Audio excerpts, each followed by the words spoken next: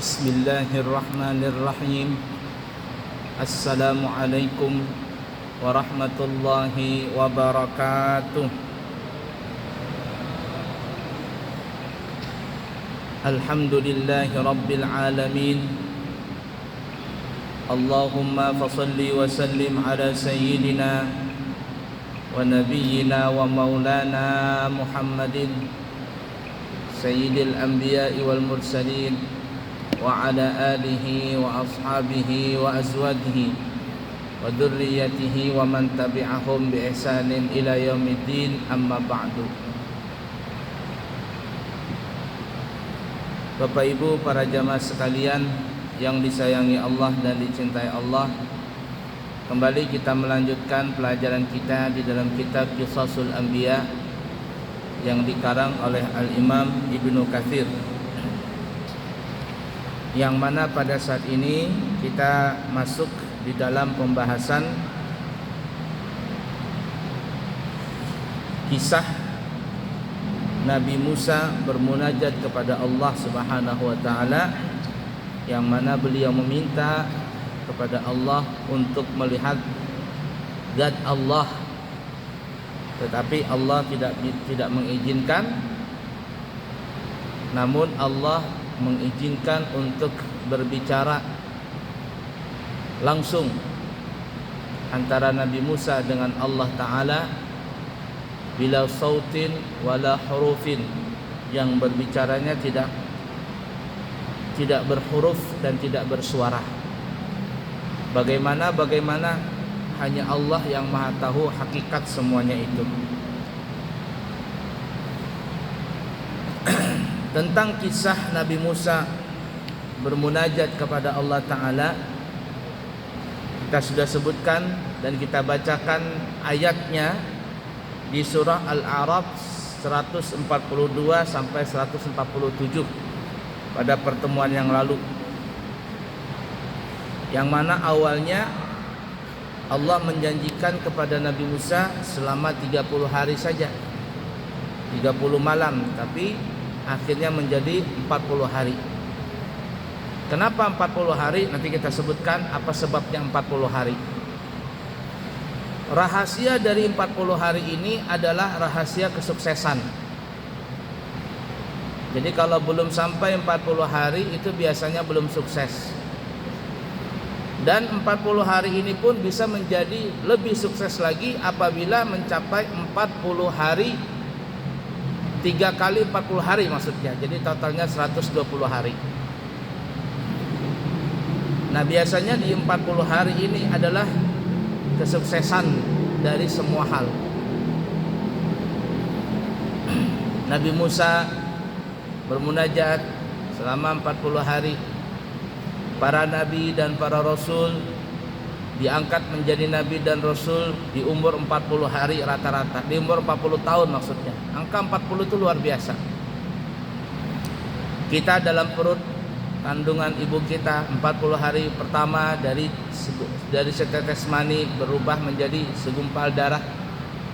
40 hari kedua dari segumpal darah menjadi segumpal daging. 40 hari ketiga baru Allah meniupkan roh di dalam janin tersebut. Nah, biasanya seperti itu. 40 hari, 40 ini luar biasa. Mau 40 hari kah, mau 40 bulan kah, atau 40 tahun. Kesuksesan biasanya diraih di angka 40 itu. Begitu juga cobaan yang datang itu, kalau kita bisa bersabar, maka kita akan melewati cobaan itu selama 40 hari. Kalau kita bisa melewati cobaan itu, maka insya Allah kita bebas. Artinya bebas itu maksudnya kita lulus dari ujian itu. Kalau 40 hari pertama itu enggak juga selesai, bersabar sampai 40 hari kedua. 40 hari yang kedua, berarti 80 hari. Kalau kita mau tambah lagi derajat kita, tambah 40 hari yang ketiga, jadi 120 hari. Dan tandanya orang sukses itu di 40 hari itu banyak cobaan. Banyak cobaan. Tapi kalau sudah melewati semua itu, disitulah dia akan mencapai kesuksesan, ya, kesuksesan. Dan tidaklah kesuksesan itu didapat dengan cara bersantai, dengan cara yang tidak capek. Semuanya capek selama 40 hari tadi. Mau 40 hari, 40 minggu, 40 bulan, atau 40 tahun. Dan begitu juga nih ya, seseorang apabila sudah mencapai 40 tahun, dia juga, kalau kita bicara dunia nih ya, orang sudah mencapai 40 tahun tapi tidak sukses, tidak kaya-kaya, biasanya sampai kematian ya begitu-gitu aja dia. Ya, begitu-gitu aja. Makanya seorang laki-laki, terutama kita nih ya, laki-laki, kalau ingin mencari dunia, artinya mencari kenikmatan di dunia ini, ya bekerja jadi orang kaya dan sebagainya, usahakan sebelum 40 tahun itu sudah kita berusaha untuk kaya. Ini kalau kita bicara kaya nih ya. Dan kalau sudah 40 tahun kaya, sesudahnya itu insya Allah aman sudah. Aman. Tapi kalau sudah mencapai 40 tahun tapi nggak kaya-kaya, sudah sampai kematian ya begitu-gitu aja sudah. Ada orang 40 tahun ya tetap kerjaannya begitu-gitu aja. Sudah sampai kematian ada begitu. Nah, jadi kalau mau berusaha, terutama yang masih muda-muda, umpama di umur masih di bawah 40 tahun itu berusaha. Punya target begitu. Menikah umpama 25 tahun. Ya. Setelah 25 tahun terus berusaha cari kesuksesan di situ. Nah, 30 tahun bisa sukses, alhamdulillah. Tapi jangan terlena di situ. Itu bisa goyang itu. 30 tahun tuh masih bisa goyang. Karena di umur 30 tahun tuh cobaan banyak sekali. Yang sudah menikah ya di umur 30 tahun tuh godaan datang tuh dari orang ketiga. Di umur 30 tahun sampai 40 tahun tuh godaan ngeri sekali. Ya, godaan orang ketiga lah, godaan inilah, godaan itu, banyak tuh. Lihatin saja orang yang menikah tuh di umur 30 tahunan banyak yang bercerai. Enggak laki-laki, maksudnya yang menggugat enggak suaminya atau yang perempuannya di umur 30 tahun itu. Karena goyang banget di situ. Goyang banget. Tapi kalau sudah di umur 40 tahun dia bisa bersabar, kaya di situ, insya Allah sampai kemati kaya dia. Naik terus, rezekinya naik terus begitu. Baiklah ya.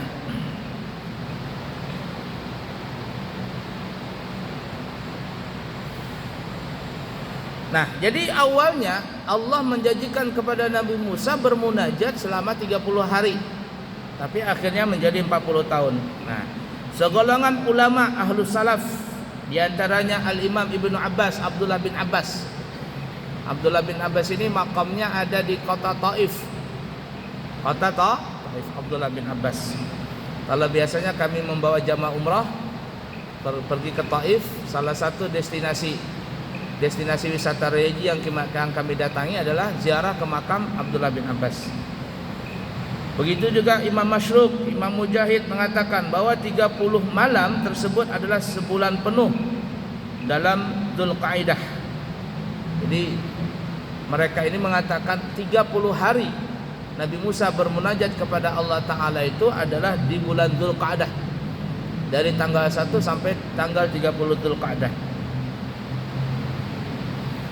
Dan sempurna 40 hari ditambah dengan 10 hari di bulan Dzulhijjah. Di bulan Dzulhijjah sampai ke tanggal 10 Dzulhijjah, yakni pas di hari raya Idul Adha. Kalau kita sekarang kan hari raya Idul Adha. Nah, ini pendapatnya Al-Imam Ibnu Abbas, Al-Imam Masyruk, Imam Mujahid, mereka mengatakan satu bulan penuh itu 30 hari bulan Dzulqa'dah ditambah 10 hari genap 40 hari, yakni di tanggal 1 sampai 10 Dzulhijjah.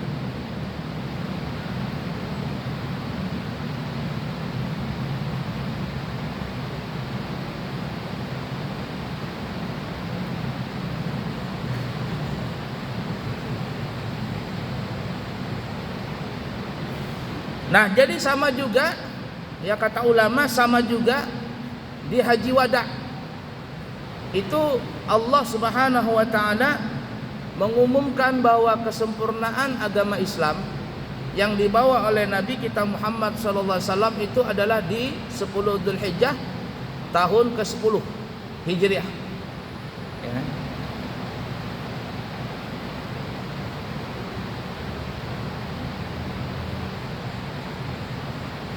Sempurna agama Islam di tanggal 10 Dzulhijjah di tahun ke-10 Hijriah waktu Haji Wada. Artinya setelah itu syariat sudah sempurna, hukum-hukum sudah sempurna. Ini kurang lebih 2 bulan setengah sebelum Nabi meninggal, karena Nabi kita meninggal di tanggal 12 Rabiul Awal di tahun ke-11 Hijriah.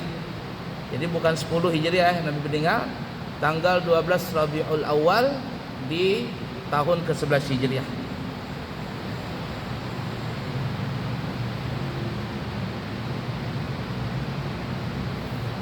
Nah, kesempurnaan ya situ.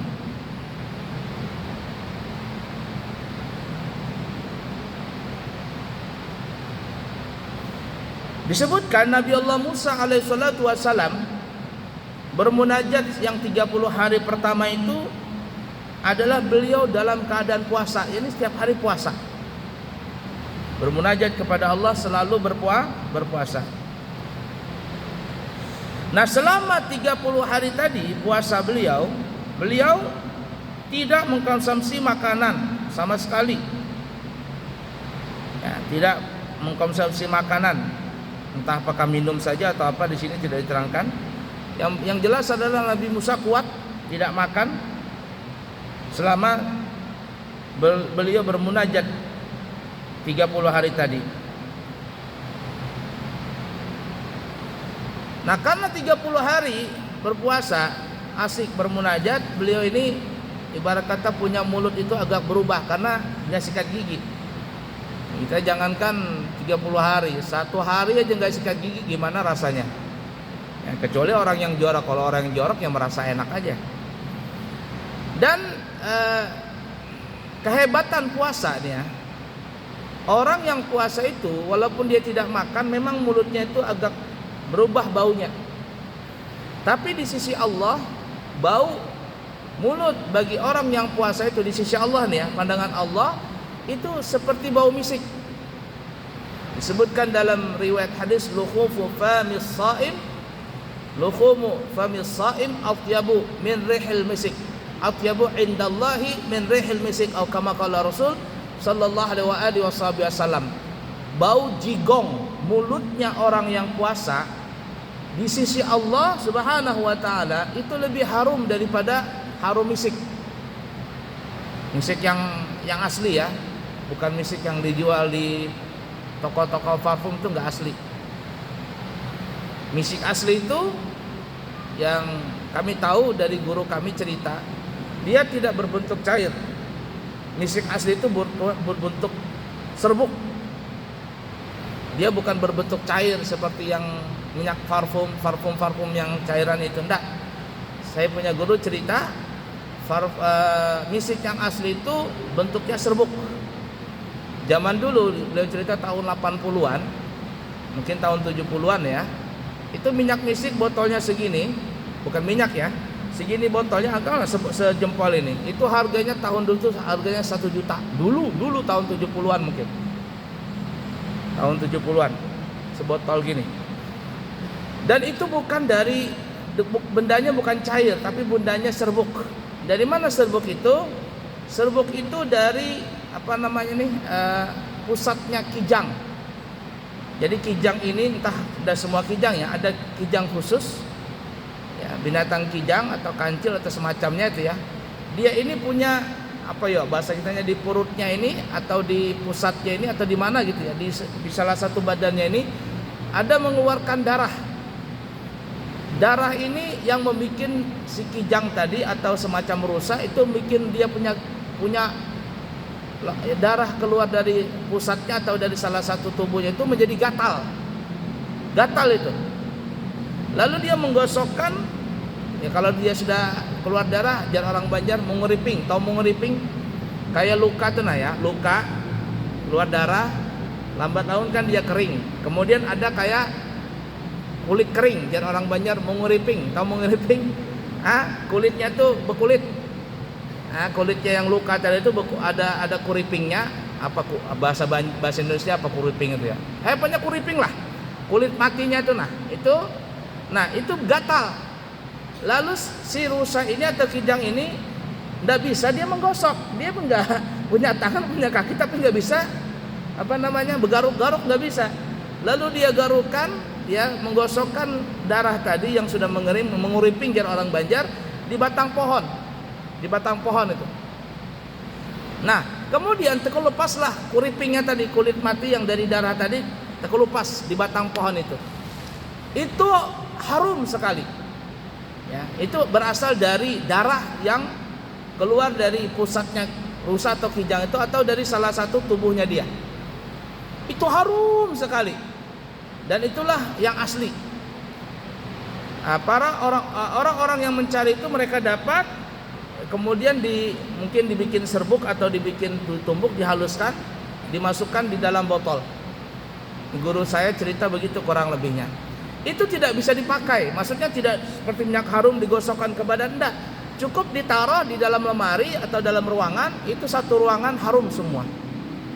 Dan jangan coba-coba menghirup udara, menghirup itu pakai hidung, langsung mimisan. Saking kuatnya harumnya misik tadi. Nah, guru saya cerita seperti itu tuh. Nah, di surga minyak harum misik, minyak harumnya orang-orang yang di surga paling nomor satu minyak harum misik seperti itu. Tapi harum yang di surga lebih harum daripada minyak harum misik yang asli. Kalau minyak harum misik yang dijual orang tuh warnanya agak kuning kemas-kemasan tuh ya namanya aja, tapi enggak tahu apakah minyak misik asli. Kayaknya enggak. Itu guru saya cerita bukan minyak, dia bentuknya bukan cair tapi dia bentuknya serbuk. Dari mana kijang ini? Wallahu a'lam, tapi saya belum pernah lagi mendapatkan cerita itu, tapi guru saya bercerita ini adalah dari seekor kijang di zaman Nabi Adam. Zaman Nabi Adam nih, kijang atau rusa. Dia ini kepingin sekali ketemu dengan Nabi Adam, karena kan Nabi Adam adalah manusia yang pertama kali Allah ciptakan di muka bumi ini untuk menjadi khalifah. Dan sebelum Nabi Adam ada yang mengatakan itu 30, ada yang mengatakan 300 sebelum Nabi Adam ini, ada 300 Adam sebelum Nabi Adam. Tapi mereka itu rata-rata dari bangsa jin. Yang dari bangsa manusia cuma satu, yang tercipta dari tanah cuma Nabi Adam. Sebelumnya itu adalah Adam yang tercipta dari api. Makanya kan Nabi Adam sebagai khalifah katanya. Khalifah, inni ja'ilun fil ardi khalifah. Aku kepingin menjadikan pengganti khalifah. Khalifah itu penerus di muka bumi ini. Nah, kata ulama, sebelum Nabi Adam itu ada Adam yang sebelumnya, tapi mereka dari bangsa jin. Ya, ada bikin kerusakan, saling membunuh dan seterusnya. Makanya ketika Allah menciptakan Nabi Adam, malaikat protes, bukan protes, bertanya, ya Allah, bahasa kitanya nih ya, kenapa engkau ciptakan Nabi Adam? Bukankah sebelum Nabi Adam ini ada dulu yang menguasai bumi ini, yang mereka bikin kerusakan, membunuh sesama, menumpahkan darah? Tapi kata Allah Ta'ala, ini a'lamu ma la ta'lamun, aku lebih mengetahui daripada yang kalian tidak mengetahui. Nah, dia mengatakan 300 sebelum Nabi Adam ini ada Adam sebelumnya, ada 300 khalifah.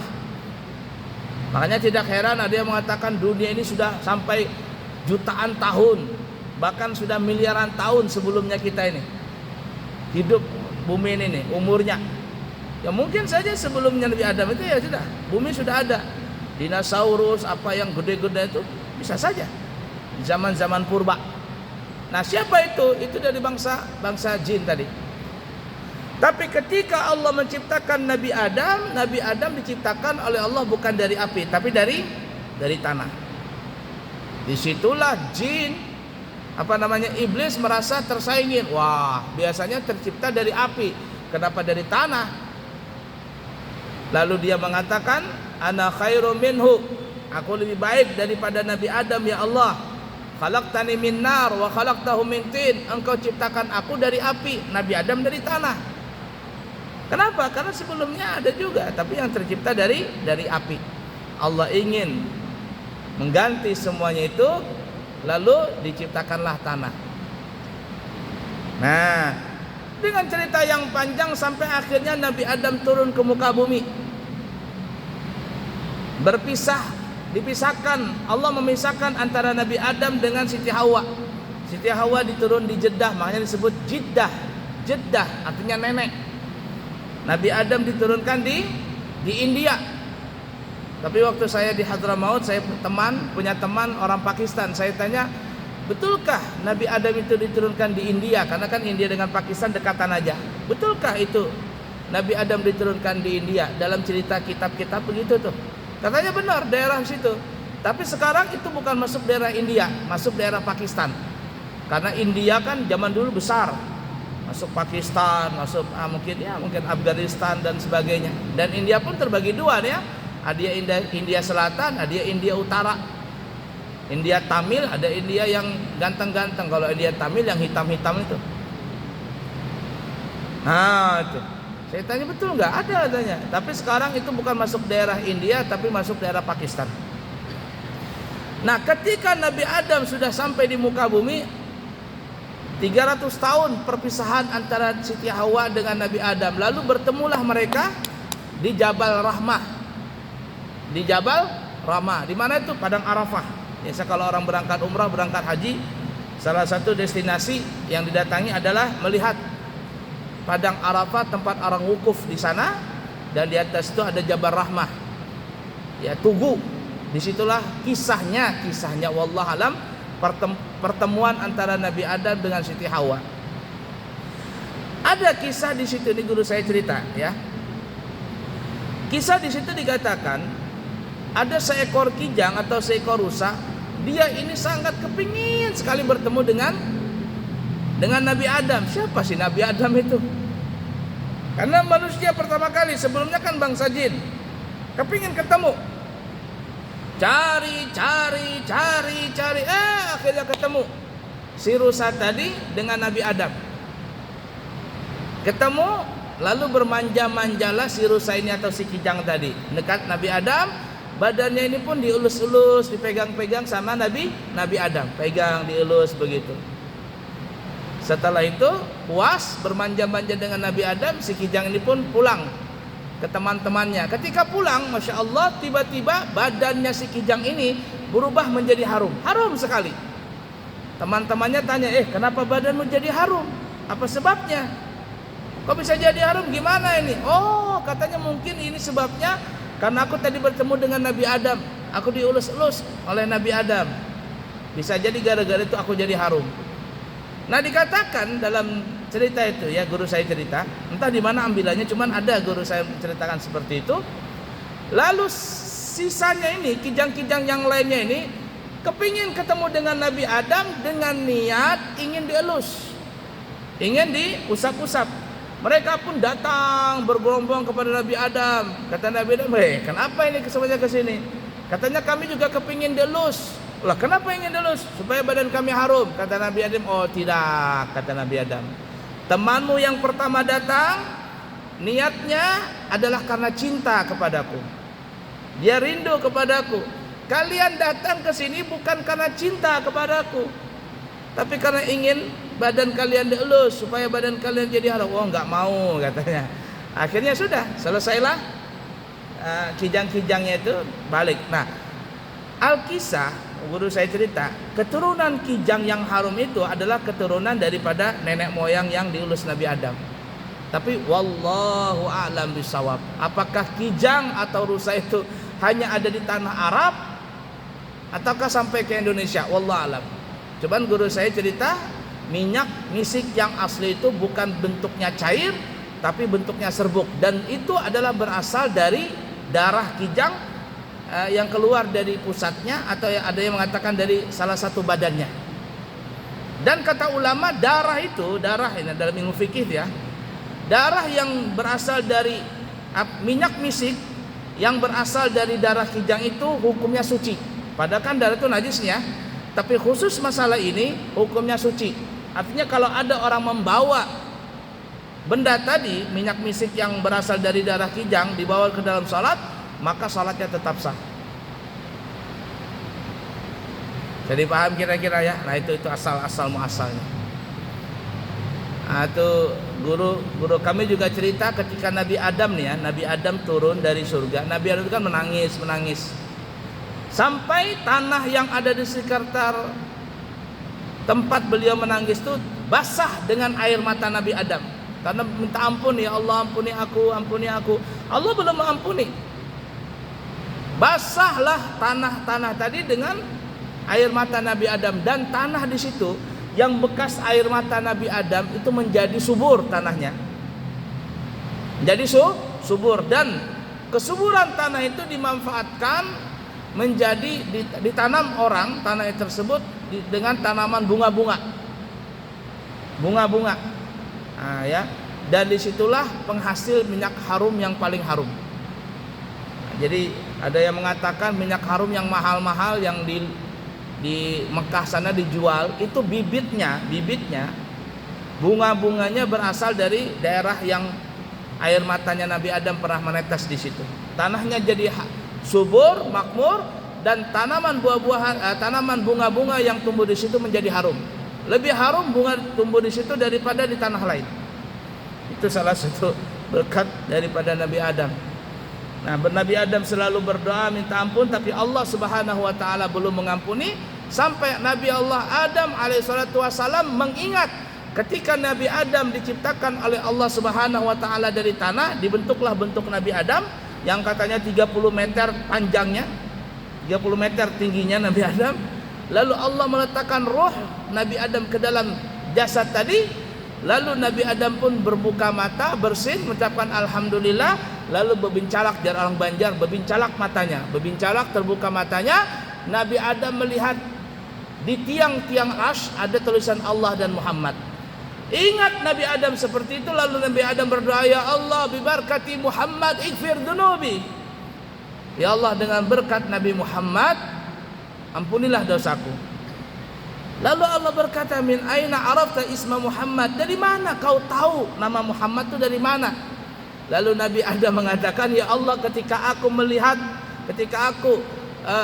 pertama kali terbuka mata, aku melihat di tiang-tiang arsy tertulis Allah Muhammad, la ilaha illallah Muhammad Rasulullah, dan tidaklah namanya seorang hamba yang bersanding denganmu kecuali hamba itu adalah orang yang paling kau cintai. Kata Allah, sadaqta ya Adam, benar wahai Nabi Adam. Walaulahu ma khalaqtu aflaq. Kalau bukan karena Nabi Muhammad, maka aku tidak pernah ciptakan seluruh alam semesta ini. Sebutkan cerita itu di Nasail Ibad, kitab Al-Imam Abdullah Al-Haddad. Nah, itu. Maka diampunilah dosa Nabi Adam. Yang ini kata ulama, ghufiral walid bi barakatil walad. Dosanya seorang hamba diampuni, seorang bapak diampuni dengan sebab kemuliaan anak. Ini bapak Nabi Adam, anak Nabi kita. Ya, kata Allah Taala, benar wahai Nabi Adam, Nabi Muhammad adalah seorang hamba yang kau cintai dan dia adalah salah satu dzurriyyatmu nanti. Diampuni Nabi Adam. Nah, kita kembali, cukup enggak waktunya?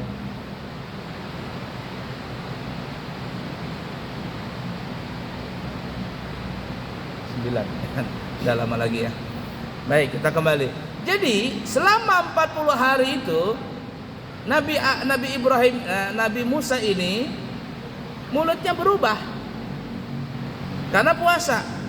Padahal orang puasa itu bau mulutnya tadi yang kita sebutkan, jar Nabi, luhumu fami shaim athyabu indallahi min rihil miski.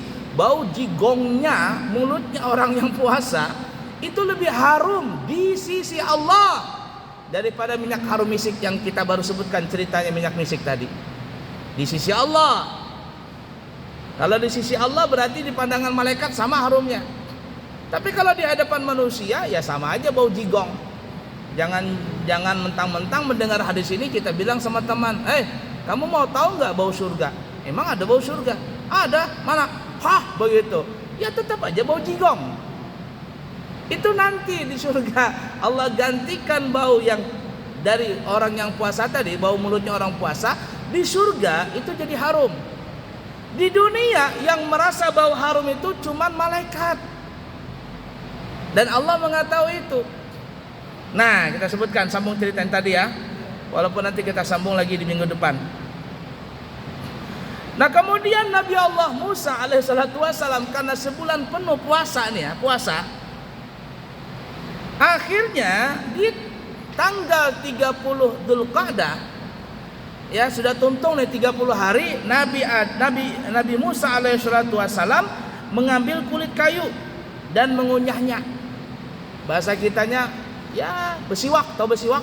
Nah, cari kulit kayu untuk membersihkan giginya. Nah, orang Bahari kan ada yang bersihkan gigi pakai apa Bahari itu? Pakai sabut kelapa ada. Pakai arang ada. Pakai macam-macam ya orang Bahari. Oleh kita Masya Allah sudah nyaman pakai sikat gigi, pakai odol dengan merek bermacam-macam. Bahari itu ya nenek-nenek kita apa? Pakai apa namanya? Buah pinang. Menginang. Nah, nyanya tuh. Orang Bahari. Nabi Musa alaihissalatu wassalam begitu. 30 hari beliau menyangka sudah alhamdulillah sudah khatam nih. Sudah puasa nih. Ngambil kulit kayu tadi, entah tidak disebutkan apakah kulit kayu itu apakah semacam siwak kayak siwak sekarang atau apa, wallah alam. Lalu beliau mengunyah kulit kayu tadi untuk apa? Menghilangkan bau dari mulutnya. Supaya apa ya? Supaya baunya hilang dan mulut beliau menjadi harum. Karena 30 hari puasa nih. Pandangan beliau ini tidak enak nih. Padahal itu harum. Di kalangan malaikat harum. Kalau kalangan manusia enggak harum. Nah, Allah mencegahnya. Lalu memerintahkan agar Nabi Musa melanjutkan puasanya lagi tambah 10 hari. Nah, gara-gara itu kata Allah Ta'ala, kenapa ikam, bahasa kitanya nih ya, kenapa ikam hilangkan bau itu? Orang biarkan saja, belum kuperintahkan, bahasa kitanya, aku belum perintahkan untuk kembali, tapi engkau sudah menghilangkan bau mulut dari puasa tadi. Sudah, kata Allah Ta'ala, gara-gara itu tambah 10 hari lagi puasa. Nah, kena skor nih ya, kena kartu kuning, tambah 10 hari lagi. Nah, akhirnya genaplah menjadi 40 hari. Nah, jadi salah satu hikmahnya tadi di 40 hari tadi. 40 hari, 40 jam, 40 hari, 40 minggu, 40 bulan, 40 tahun. Biasanya kalau sudah melewati di 40 itu, disitulah dia mendapatkan kesuksesan. Nah, jadi kenapa tadi Allah menyuruh tambah 10 padahal cuma 30 hari nih. Tapi Allah menyuruh tambah 10 hari lagi karena Nabi Musa 30 hari tadi puasa. Enggak pernah bersikat gigi. Di hari ke-30 hari, di hari yang ke-30 Nabi Musa kira sudah selesai nih, padahal belum lagi. Tugas belum selesai. Ambil kayu, bahasa kita bersiwak, bersikat gigi. Gara-gara itu kata Allah tambah lagi 10 hari. Karena skor tambah 10 hari. Akhirnya genaplah 40 hari Nabi Allah Musa alaihissalatu wassalam bermunajat kepada Allah Ta'ala di Gunung Sinai tersebut. La ilaha illallah. Bagaimana kelanjutannya? InsyaAllah nanti kita sambung lagi di kesempatan yang akan datang. InsyaAllah kami akan berangkat umrah berserta jamaah di tanggal 25 November. Dan sudah ditutup ya, keberangkatan 25 November sudah ditutup. Sudah cukup jamaahnya kurang lebih 50. Nanti kita buka lagi di bulan Desember. Tapi harganya sudah naik menjadi 29 juta. Kalau nanti di minggu ketiga bulan November lewat, maka harganya naik menjadi 30 juta. Nah, jadi siapa yang kepingin berumrah di bulan Desember 2024, Januari 2025, Februari 2025 sebelum puasa nih ya, maka kami buka harga dari sekarang dengan harga 29 juta, di berangkat 12 hari perjalanan bahkan sampai 14 hari. Ya, dari sekarang nih sampai nanti minggu ketiga bulan November. Tahu tanggal berapa tuh? Minggu ketiga bulan November. Kalau belum ada juga kesempatan, maka setelah itu naik harganya. Boleh mendaftar, menjaga mengikat harga. 1 juta boleh, 2 juta boleh, untuk mengikat harga supaya harga tidak naik. Baik, mungkin seperti itu. Semoga ada manfaatnya. Subhanakallahumma wa bihamdika asyhadu an la ilaha illa anta astaghfiruka wa atubu ilaik. Wa akhiru kalam, wassalamu alaikum warahmatullahi wabarakatuh.